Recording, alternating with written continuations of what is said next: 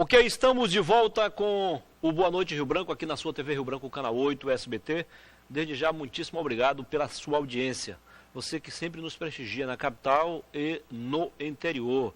Você de Bujari, de Quinari, de Porto Acre, Capixaba, Passo de Castro, Sena Madureira, onde o nosso sinal chega diretamente pelo canal 8 SBT. Nos demais municípios acreanos, num total de 22, você nos prestigia pela NET HD TV, canal 15, TV fechada, ou pela internet, através do portal riobranco.net, portal oficial da sua TV Rio Branco. Em 2019, daqui a pouco mais de um ano, o jornal O Rio Branco vai completar 50 anos, a TV Rio Branco 30 anos e o portal riobranco.net, a mais jovem empresa do grupo, completará 15 anos. São 3 empresas juntas para lhe deixar cada vez mais bem informado, né, sobre o que acontece no Acre, no Brasil e no mundo. Nós temos aqui o apoio da Purifique Acre, melhor da água alcalina para você. Pode beber água, viu, doutor? Água verdadeiramente mineralizada, purificada e magnetizada. Tá. Não correr o risco de derramar. Isso. Legal. Temos também o apoio da Newmag, que representa aqui no Acre, sobretudo em Rio Branco, os produtos Conforto Mag, entre os quais os colchões magnéticos, travesseiros, almofadas, cadeiras, como esta aqui. Enfim, uma linha de produtos para a sua saúde e bem-estar. Temos também o apoio do Supermercados Araújo, que tem sempre uma promoção especial para você. Nesta Copa do Mundo, marque um gol de placa fazendo suas compras no Araújo. Tem sempre uma promoção especial para você, ofertas imbatíveis, preços sensacionais, um ambiente saudável, moderno, seguro, aconchegante. Tudo isso fazem do Araújo mais que um simples supermercado. Sim, um ponto de encontro de pessoas de bom gosto. As pessoas se encontram pela manhã, meio-dia e principalmente final de tarde, no happy hour, no Araújo. Se encontram, conversam e fazem a feira, né? Vão conversar e fazer a feira, vão fazer a feira e conversar. Tem também uma outra opção para você que prefere comprar em grande quantidade e aí pode fazer mais economia ainda no Araújo Mix, que é uma empresa no mesmo grupo, ok? Muito bem, vamos falar em política. Eu tenho o prazer de conversar agora com um analista político, advogado, praticante e também um dos articulistas do jornal O Rio Branco, o doutor Ednei Muniz. Seja bem-vindo. Tudo bem? Muniz, satisfação revê-lo. Você é uma pessoa que eu fazia algum tempo, né? Que eu apreço. Inclusive, eu sempre digo isso, eu não reivindico o título de jornalista. Nunca e nem precisa, já é. Em respeito aos colegas que vivem do jornalismo. Né? Mas você não precisa do jornalismo para sobreviver. Sempre gostei bastante de participar do debate público. E aí você diz, bom, eu também sou analista político. Eu digo, antes de ser advogado, o senhor já era analista. A gente já fazia umas análises aqui. Esqueci de falar também que é professor. Tem opinião, né? Tem opinião. Consigo ver biólogo, né? Também por formação. Sim. Aliás, você sempre está estudando, nunca se acomodou, né, professor? Nunca. Sempre tive a leitura como hábito permanente. Mas o senhor continua tendo tempo para ministrar aulas? Não, no momento eu não estou exercendo magistério, que eu estou cedido para a Secretaria da Cidade, do município, né? Que inclusive dizem que eu me vendi por esse cargo, que é um absurdo. Na verdade, eu exerço uma função técnica. Não é um cargo. Não recebo nem um centavo a mais por isso, não tive nenhum ganho, a não ser mais trabalho, mas trabalho que eu gosto de exercer. E estamos lá dando a nossa contribuição à Prefeitura de Rio Branco, que é a municipalidade. Claro. O motivo principal de termos feito o convite e encontrado espaço na sua agenda para a entrevista de hoje, não foi este. Nós vamos fazer aqui eu quero a sua opinião sobre outros assuntos, mas já que o senhor começou, vamos falar sobre isso, que é para a gente seguir em frente, né? Em termos de redes sociais, tem sempre... Muita gente confunde comunicação social com esses comentários, essa fofoca nas redes sociais. E confunde também, Muniz, o papel político. Sim, também, é verdade. O que se espera hoje dos políticos é exatamente o contrário do que as pessoas estão pregando, que é aquela coisa da divisão. É verdade. Quem pregar divisão, quem levar desesperança, não tem vez. É verdade. Isso aí está no DNA da descrença atual da política brasileira. Então, o que eu fiz, Muniz, foi um trânsito. Tirei um tempo para mim e resolvi arejar, conversar com outras pessoas. Mas isso não quer dizer que nós firmamos compromisso de apoio eleitoral a essas pessoas. Eu tive conversas com o Marcos Alexandre. E o seu texto publicado na internet vai nesse sentido, né?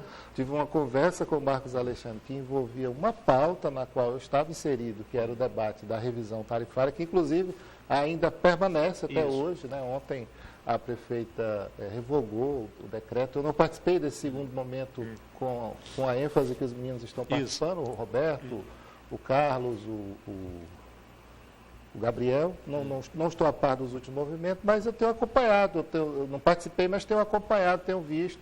E a conversa que eu tive com o Marcos Alexandre foi simplesmente envolvendo essa pauta. E uma relação de respeito, e assim como o Jorge Viana e tudo.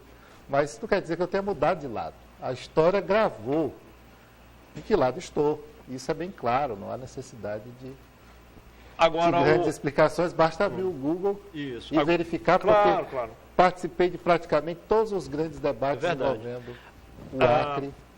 O senhor não continua mais como advogado da oposição? O senhor foi por muitos anos, né? Advogado mesmo da oposição, eu fui quando eu fui contratado com essa finalidade pelo Bocalhão em 2012, na disputa para a prefeitura. Agora, eu sou militante.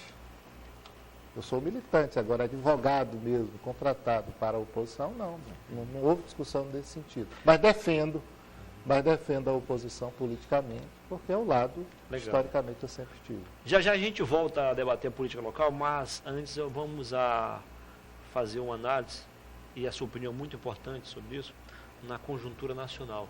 Dessas candidaturas que estão aí apresentadas, que estão postas, na sua opinião, qual a que mais está próximo, digamos assim, de encontrar soluções para os problemas principais do país? Você tem quatro candidaturas em discussão. Você tem o Bolsonaro, o Ciro Gomes, a Marina e o Alckmin mais atrás. O que eu tenho percebido, Luiz, antes de falar disso, vamos verificar o potencial diante da conjuntura.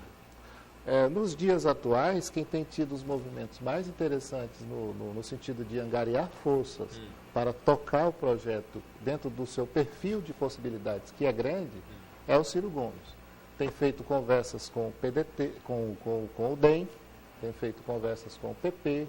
Agora, tem feito conversas também com a esquerda, porque ele sabe que ele vai ter que virar à esquerda e virar à direita para poder angariar.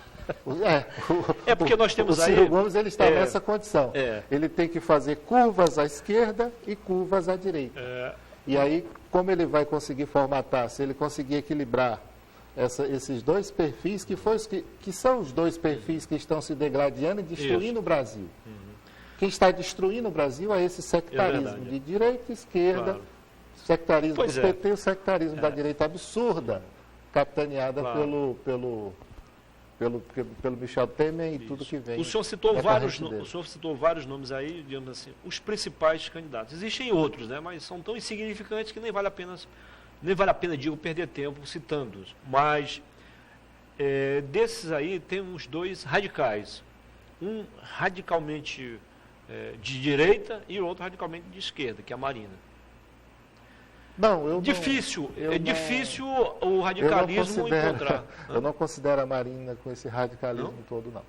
Ela não está conseguindo fazer o diálogo da composição, por isso que eu estava falando anteriormente. Quem melhor tem feito o diálogo da composição, que está agregando mais forças dentro da construção de algo que consiga ter alguma lógica para o Brasil atual, hoje é o Ciro Gomes. A Marina está numa discussão já pesada, né? Aquela coisa do mundo melhor, que é uma coisa boa, e claro que a gente está sempre discutindo isso, nós estamos na política exatamente para oferecer o melhor, mas como fazer? Como que você vai articular as forças para conseguir construir algo que seja viável? Então eu não vejo a Marina, eu tenho todo o respeito, eu não vou ficar aqui fazendo críticas à Marina, é um nome importante da política brasileira, mas infelizmente, dentro da pergunta que você fez, da avaliação que eu faço, é que ela perdeu essa densidade, essa capacidade de aglutinar as forças vivas. E por que isso aconteceu, na sua opinião? Por conta do discurso que ficou um pouco anestesiado, que foi se perdendo no tempo, sabe? Nós vivemos uma situação hoje no Brasil que exige um pouco mais. O Ciro Gomes, ele tem... vícios terríveis de retórica, porque me parece que tem um pouco de impulsividade que ele vai ter que controlar, porque não dá para ficar toda hora colocando em risco uma candidatura e aí mais na frente colocar em risco o país por conta de um impulso. Então ele tem que controlar o seu verbo, parar de estar morrendo pela boca. Mas fora isso, é um homem preparado para bem... Pois é, muito preparado. Essa situação de desconforto. Claro. De desconforto. Agora, Muniz, uma coisa que precisa ser dita é o seguinte. O pior da história é que o Brasil não terá um presidente com aquela gama de força popular para enfrentar os problemas que virão, que são problemas que exigem muita coragem, muita apoio. Mas o problema é que... São as medidas para o ajuste. Exato. Sequência daquilo que o Temer já fez em alguns setores e paga um preço altíssimo por isso, além, claro, do seu perfil absolutamente estranho no campo da honestidade, mas uma pessoa que tem, de algum modo, encaminhado algumas medidas que o país precisa, mas não ainda suficientes, e sem muita segurança, fazendo opções equivocadas, né, como nós vimos, fizeram uma opção equivocada de simplesmente esmagar as minorias, não ter nenhuma preocupação com o social, e isso, obviamente, que não se sustenta. E é por isso que a candidatura do Ciro Gomes ela é interessante. Por quê? Para a concertação nacional, Brasil, o Muniz, nós precisamos de quê? Que essas forças que desconcertaram se entendam. Ou saiam do processo. O senhor acredita, por exemplo, do processo. O senhor acredita em uma reformulação total da política? Total ainda não. Mas ainda não vai ser dessa vez? Esse cenário de descrença, de desconfiança do eleitor, de falta de expectativa com qualquer coisa. Isso está gerando, Muniz, pode gerar, durante a campanha, para aqueles que tiveram um discurso, que se apresentarem efetivamente como agregadores de esperança, que possam levar oportunidades, que possam ser confiáveis, pode ter certeza que muitos nomes novos irão aparecer nessa eleição. Será uma eleição com certeza marcada pela mudança, isso é inevitável e ainda bem que é assim. Então, nomes novos, nomes limpos, preparados, gente que tenha condições de ganhar a eleição como se ganha uma eleição de verdade. Eu acho que o cenário está favorável nesse aspecto. Agora, o povo, por outro lado, também não acredita tanto em mudanças assim, e aí as respostas nas pesquisas de opinião confirmam o cenário de desesperança, de descrença. A pessoa não... O desafio, os candidatos ao pleito, esse ano, terão 2 desafios. É pedir o voto para si e garantir que aquele eleitor irá até a urna. Porque a vontade dele de não ir, de não votar em ninguém é muito grande. Esse fenômeno aconteceu de forma acentuada em São Paulo. Ele é um reflexo hoje do Brasil, o país inteiro. Tá. É no país inteiro. Doutor, é o seguinte, em 2013, o povo foi às ruas, desesperado, revoltado, quebrou tudo. Aí transformaram um ato de democracia em anarquia, enfim. No ano seguinte, esperava-se que essa revolta fosse expressada nas urnas. Quem foram para o segundo turno? Os partidos tradicionais, PT e PMDB. Os que se apresentaram como mudança não foram classificados. Você lembrou muito bem 2013, e aí eu vou fazer uma reflexão. Em 2013 nós tivemos aquele movimento espontâneo que foi explosão no país inteiro. O país se levantou por um país, o povo se levantou. Porque aquele movimento foi diferente de 2016. Melhor. 2016 tinha dois perfis. Levantaram várias discussões importantes. E aquele de 2013 não era mais legítimo. Aquele movimento pautou algumas discussões importantes que depois não tiveram sequência. Isso. E vieram outros fatos políticos que destruíram também essa expectativa. Mas o fato é que de 2013 a 2018, no intervalo de 5 anos, o Brasil saiu da explosão da sua manifestação, da sua vontade de se manifestar por um país melhor, 2013, para a letargia de quase 40% do eleitorado. Quase metade da população brasileira não irá vestir a sua melhor roupa para ir no dia da eleição. Votar, exercer o seu direito. Deixa eu fazer um pequeno... Veja, o país foi da explosão à letargia total, à inércia total, em 5 anos. Agora, o que ocorreu nesses 5 anos? Aí a história está registrando. Não é possível, Muniz, que tenhamos que enfrentar tudo isso e todo esse cenário gravíssimo e não tenhamos depois um país melhor. Difícil, complicado, né? Pensar assim. Doutor, nós temos aí a Lava Jato, que está em curso há quase 5 anos, e tem um apoio popular.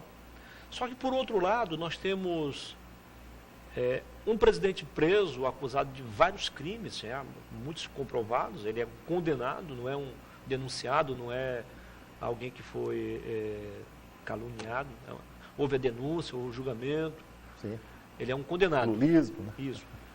Então, a mesma população que fala em combate à corrupção é a população que dá a esse presidente o primeiro lugar disparado nas pesquisas. Muniz, o Brasil já aceita, então, corrupção mesmo, generalizada, ou seja, a corrupção foi institucionalizada do ponto de vista da população?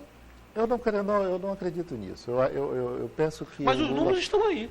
Os números precisam ser lidos com bastante inteligência. Lula tem metade do eleitorado brasileiro rejeita o Lula. Agora, quando você tem a parte da população em cenário, em momento primário de sobrevivência, em estágio primário de sobrevivência, não dá para a gente fazer essa discussão muito nesse nível, não. Agora, se você pulverizar na sociedade, você vai ter talvez uma opinião diferente. Agora, o lulismo, para mim, a tentativa de fazer o Lula candidato, e o PT sabe que não será, é estratégia, ou é estratégia eleitoral, Por que falam isso? ou é burrice. Aqui no Acre é burrice, porque as candidaturas majoritárias do PT nunca tiveram essa explosão de votação, nem o próprio Lula. Tanto que a Dilma perdeu por quase 70% dos votos no Acre. O fato, Muniz, é que o Lula e o PT, veja bem o caso do... Vamos pegar o exemplo, desde que o Brasil, da abertura para cá, houve uma polarização entre PT e PSDB. Era PT de um lado, PSDB do outro. Hoje nós observamos o quê? O PSDB não consegue construir uma candidatura, não consegue entrar na disputa com o Alckmin, porque não consegue agregar e também porque não tem referências pessoais aptas a fazer isso. E da outra banda você tem o PT, que não está em situação diferente, está em fase terminal também, mas com um candidato com um nome, o seu maior nome, preso, sem chance nenhuma de disputar, não ser influenciando o processo. Ou seja, PT e PSDB estão fora do processo. O debate vai avançar no Brasil exatamente por isso. Você acha que eles têm práticas parecidas? Eles não vão para o protagonismo mais. Agora não. Agora, claro que essa é uma discussão meramente de partidos, porque de mentalidades aí já não sei. Eu acredito que o Brasil deve inclinar para uma discussão mais madura. É o de se esperar. Mas como esperar algo positivo no país que se acostumou a vender tragédias? Bom, tomara que o Brasil vença a Copa. Você como eu, que sou flamenguista... deixar de ser infeliz. Eu disse ontem nas redes sociais assim, que eu prefiro o Campeonato Brasileiro. Não, eu também. Claro. Mas não é porque o Flamengo e um detalhe, e eu sou flamenguista. E logo teremos aí, você vai ver jogos de baixíssimo nível, times fraquíssimos, mais fracos que a Cadipiaba. Poderia cancelar a Copa e seguir o Campeonato Brasileiro. Prefiro ver o Flamengo jogar no momento. Inclusive, falar do Flamengo, eu acredito que... Agora vai passar no cheirinho? Agora é nosso. Agora não tem como. Empatamos eu acredito com o Palmeiras. Que o time já tem 70% de afirmação vamos lá, para ser campeão brasileiro. O pessoal que não é flamenguista não gosta, mas vamos lá. Segue o líder. Segue o líder. Para encerrar a nossa entrevista, doutor, vamos regionalizar aqui a disputa. Nós temos aí, com todo respeito, várias candidaturas, mas vai ser polarizada mesmo entre os dois engenheiros jovens. Marcos Alexandre, engenheiro civil pela FPA, e o outro engenheiro civil, o Gladson Cameli, que é senador, Marcos Alexandre é ex-prefeito, o Gladson Cameli pelo PP. Como você imagina que vai ser essa disputa? Eu fiz uma leitura agora recentemente, escrevi no blog do meu amigo, nosso amigo Evandro Cordeiro. Eu fiz uma avaliação pegando o que tinha disponível, o que está disponível ao alcance dos olhos de todos. As pessoas podem concordar ou discordar, é direito. Eu não sou obrigado a parar de fazer esse tipo de análise. Eu avaliei que o cenário é amplamente favorável para a oposição. E o Marcos Alexandre... Seja assim, 3 pontos básicos. Primeiro, a onda antipetista é muito forte. Isso é um fato, eles admitem isso. Os equívocos da própria Frente Popular insistiram numa candidatura absolutamente inviável e os próprios sectarismos do PT, as velharias do PT, que era tudo que o Marcos Alexandre não poderia ter nas suas mãos. O Marcos Alexandre, que deveria inclusive ter saído do PT, o que ele fez? Ele fez o caminho inverso. Depois dele ter tido um salvo-conduto do povo, que foi salvo. Na reeleição? Foi salvo no momento em que o povo separou. Olha, nós vamos tirar o Marcos Alexandre aqui porque a gente quer ele prefeito 4 anos. Alguém tinha que ter dito para o Marcos, você foi reeleito para ser prefeito. Ninguém disse isso a ele. Mas escute aqui, na sua opinião, sem o PT ele teria chegado onde chegou? Não. Conquistado 2 mandatos? Não, claro que Aí não. que está o problema. Absolutamente não. Ou seja, o PT que é peso na vida dele, que é uma cruz, mas é também eu não sei como foram viável. construídas essas escolhas, também não quero ofender ninguém por ter tomado decisões Na erradas. Assembleia, você acha que a oposição elege a maioria? E também na Câmara Federal? Ampla maioria, inclusive com muita renovação, muita gente boa, viu? Porque, em que pese o cenário ser de desesperança, nós temos sim nomes bons aí, que serão apresentados, e eu espero que a população os observe. Mas outros analistas, embora também concorde com o senhor com relação à disputa eleitoral, que, embora seja uma disputa muito equilibrada, mas, segundo eles, os vícios eleitorais, o Braz leva o favoritismo, mas acha que na Assembleia a Frente Popular vai continuar com a maior bancada. Eu não acredito. E na Câmara Federal? Câmara Federal, acredito no equilíbrio. Hoje está né? 5-3. Agora, Hoje está 5-3 agora o senador Jorge Viana, ele, inclusive, eu falei em artigo, eu tenho o maior respeito pelo Jorge Viana, uma lealdade de respeito por uma relação política também de respeito, e eu acho que essa é a forma de se relacionar politicamente mais correta. O fato é que a situação, pelos encaixes, pelos momentos conjunturais, não lhe é favorável. O candidato Ney Amorim está indo na oposição pegar o segundo voto. E o Jorge não está conseguindo fazer isso. E o Jorge não está conseguindo. Não, ele consegue, ele pega uma parte também. Mas não a mesma Mas proporção. ele não pega com a mesma pegada, porque o Ney tem aquela cara do novo. E na Frente Popular, ele é mais forte que o Ney?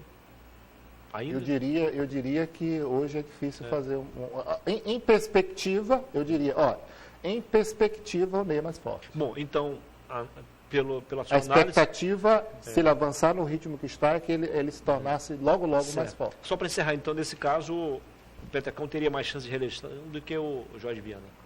Olha, tem que verificar uma série de questões, ministro, como que esses votos estão casando, primeiro e segundo voto. Eu não vou fazer avaliação assim imprecisa, mas eu acredito que o Petecão tem que fazer contas. Aliás, todos precisam fazer contas. Agora, interessante, é a candidatura do Minoro. Eu penso que é uma candidatura que tem muito a crescer, viu? E o que for Minoro, pelo menos metade disso um dia foi Jorge, ou teria tendência a ser Jorge, e isso pode afetar a votação do Jorge ao ponto de deixá-lo no mínimo, seria mais ou menos voto do mesmo perfil, né? Atento do início ao fim. Conversei aqui com advogado, analista político, professor e geógrafo, Ednei Muniz. Doutor, foi um prazer recebê-lo aqui. Estou à sua disposição. Tranquilo, vamos voltar aqui outras vezes para fazermos a análise aqui, tá bom? Ok. Depois do intervalo, eu volto com mais uma entrevista não menos importante para você, não é, meu amigo Adelson Moura? Em 2 minutos, até já.